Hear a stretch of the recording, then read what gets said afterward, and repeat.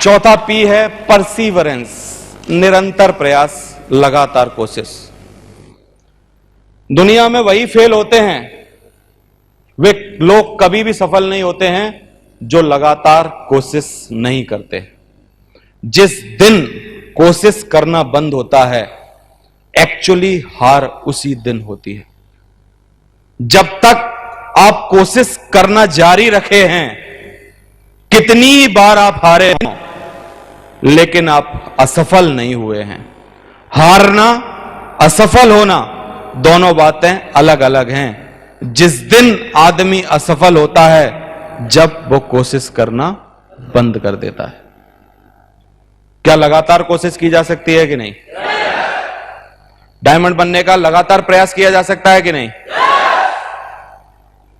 दूसरे विश्व युद्ध के दौरान इस शख्स को टोयोटा मोटर कॉर्पोरेशन ने इंजीनियर पद के लिए फेल कर दिया था, लेकिन सोइसरो ने आस नहीं छोड़ी और होंडा कंपनी की स्थापना की। जिसको इंजीनियर बनाने के लिए लोग तैयार नहीं थे, उस आदमी ने टोयोटा से बड़ी कंपनी बना दी, होंडा।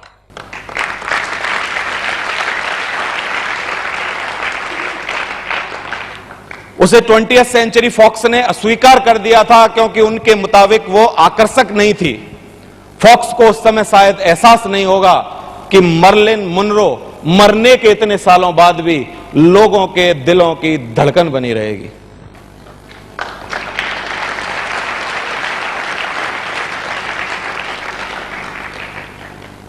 बात समझ में आ रही है? उसके संगीत टीचर ने कहा था कि उसमें संगीतकार बनने की काबिलियत नहीं, ना के बराबर है, लेकिन बीथोवन का संगीत आज भी जिंदा है। आकाशवाणी ने उसे कहकर ऑफिस से बाहर निकाल दिया था कि आपकी आवाज बहुत मोटी और भारी है। वो आदमी अपनी बुलंद आवाज के साथ करोड़ों लोगों के दिल पर राज करता है, अमिताभ बच्चन।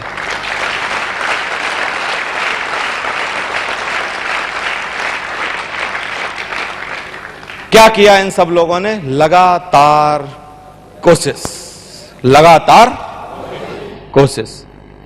और हारे, हारना, असफल होना, दोनों अलग अलग चीजें हैं। आप आज से पहले एक मानते होगे ना? आप अगर लड़ाई लड़ रहे हैं, दो पहलवान लड़ाई लड़ रहे हैं और दोनों पहलवान लड़ाई लड़ते में एक पहलवान नीचे आ जाता है, असफलता है। मुक्केबाज मुक्का मार रहा है, दूसरे मुक्केबाज को 4 मुक्के लगातार पड़ जाते हैं, असफलता है। जिस टाइम कोशिश करना बंद हो जाता है, असफलता उसी क्षण आती है। जब तक कोशिश लगातार रहती है, तब तक असफलता आपके आसपास भटक नहीं सकती है। दुनिया का कोई भी गेम हो, दुनिया का कोई भी गेम हो, क्या लगातार कोशिश की जा सकती है कि नहीं? असफलता जिस समय आती है, जिस समय आप मान लेते हैं कि अब कुछ नहीं होगा, है कि नहीं? इन सभी महान लोगों के जीवन से दुनिया की एक ही बात बताने की कोशिश की है। अगर आप खुद पर यकीन रखते हैं तो दुनिया आपके बारे में कुछ भी सोचे, अगर आप लगातार कोशिश करते हो तो आप सफल होकर ही रहोगे। समझ में आ रहा है? हाई स्कूल बास्केटबॉल टीम से बाहर निकाल दिया गया था एक आदमी, जो कि आज बास्केटबॉल टीम का हीरो है, माइकल जॉर्डन।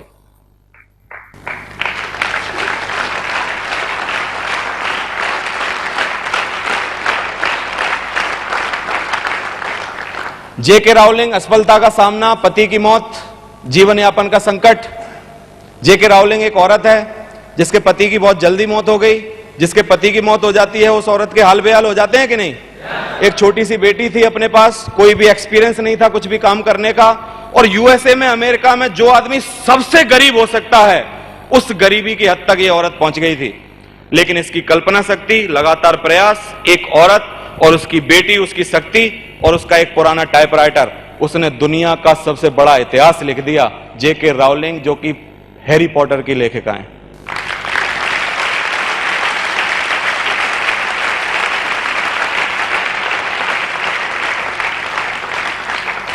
कितनी किताबें लिखी हैं पता है? और कितनी पिक्चरें बनी हैं इस औरत की हैरी पॉटर पर? और कितना लोगों ने पैसा कमाया है इसकी वो कृति से जो इन्होंने लिखी है। असफल एक्चुअली आप जब होते हैं जब आप कोशिश करना बंद कर देते हैं। एक आदमी की कहानी बड़ी मशहूर है। 21 साल की उम्र में व्यापार में नाकामयाब, 22 साल की उम्र में चुनाव हार गया, 24 साल की उम्र में व्यापार में नाकामयाब, 26 साल की उम्र में पत्नी मर गई, 27 साल की उम्र में मानसिक संतुलन बिगड़ गया, 34 साल की उम्र में कांग्रेस का चुनाव हार गया, 45 साल की उम्र में सीनेट का चुनाव हार गया, 47 साल की उम्र में उपराष्ट्रपति बनने से रह गया, 49 साल की उम्र में सीनेट का दोबारा चुनाव हार गया, 52 साल की उम्र में अमेरिका का राष्ट्रपति बन गया।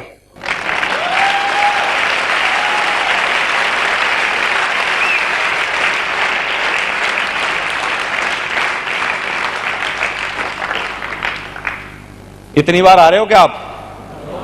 और इतनी बार हार के खड़ा हो पाओगे?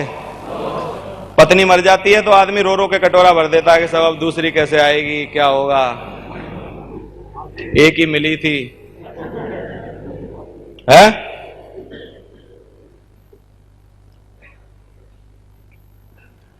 अपने गैराज में एक कंपनी खोली, नाम रखा बायोकॉन। ये कंपनी एंजाइम बनाती थी। 70 के दशक में एंजाइम को कोई समझता नहीं था। बैंक ने लोन नहीं दिया क्योंकि औरत को लोन नहीं मिलता था, आदमी गारंटर नहीं था क्योंकि कोई आदमी गारंटर नहीं था। लेकिन 2004 में उनकी कंपनी 1 अरब का आंकड़ा पार कर गई थी। ये हैं बायोकॉन कंपनी के मालिक मजूमदार।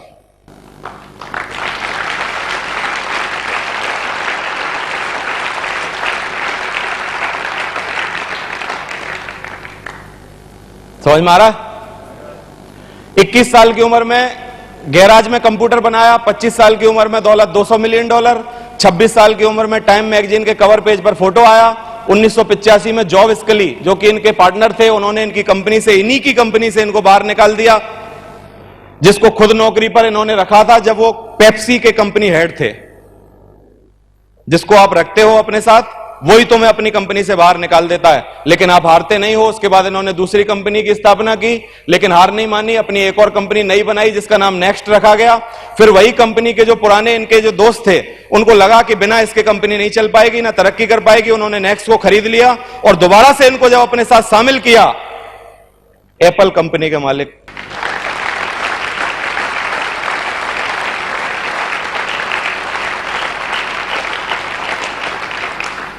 पंद्रह अगस्त 1992 में मणिरत्नम की रोजा फिल्म हिट हुई। इसके संगीत ने लोगों का दिल जीत लिया। इसका संगीत 25 साल के एक शर्मीले युवक ने लिखा था, दिया था।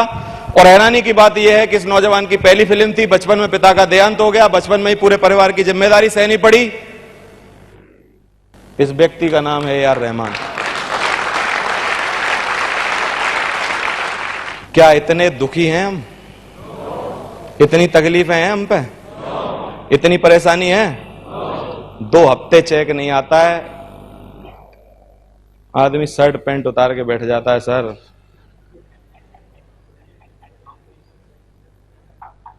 कुछ नहीं होता सर, 2 हफ्ते से चेक नहीं आया सर। बात समझ में आ रही है?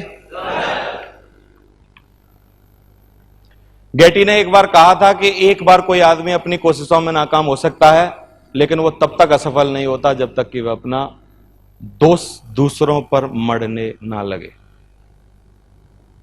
2 गलतियां करते हैं हम लोग। एक छोटी सी हार को असफलता मान लेते हैं और उस असफलता की जिम्मेदारी खुद लेनी चाहिए, जिसको बोलते हैं कि सर अपलायन अच्छा नहीं है।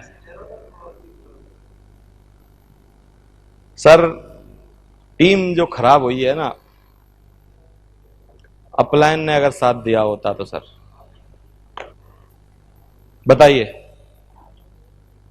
आदमी एक बार कोई आदमी अपनी कोशिशों में नाकाम हो सकता है, लेकिन वो तब तक असफल नहीं होता जब तक कि अपना दोष दूसरों पर मढ़ने ना लगे। समझ में आ रहा है?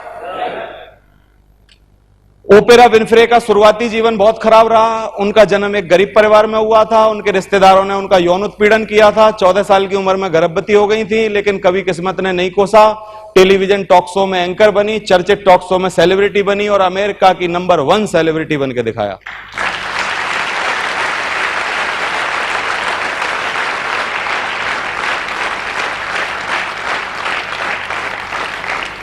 सफलता हमें बहुत थोड़ा सिखाती है। सफलता हमें बहुत थोड़ा सिखाती है। यह असफलता ही है जो हमें सोचने पर, कड़ी मेहनत करने पर बाध्य करती है। छोटी सफलता अगर किसी को मिल जाती है तो पक्का है कि कोई बड़ी सफलता उसको नहीं मिलेगी। क्यों? क्योंकि वो छोटी को बड़ी मान के कभी भी अपने बारे में कुछ भी और सोचेगा। भगवान की ये डिजाइनिंग है कि भगवान कभी ऊपर चढ़ाता है, कभी नीचे गिराता है, कभी ऊपर चढ़ाता है, कभी नीचे गिराता है, कभी ये लेग बंद कर देता है, कभी इस लेग को चलाता है, कभी यहां से चेक आते हैं, कभी यहां से चेक नहीं आते, कभी अजमेर ऊपर जाता है, कभी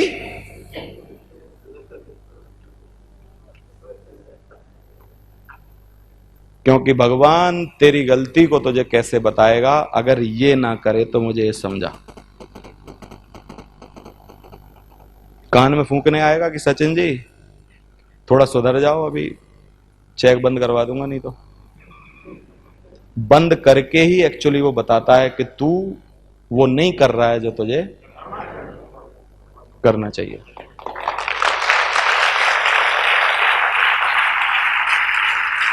थैंक यू।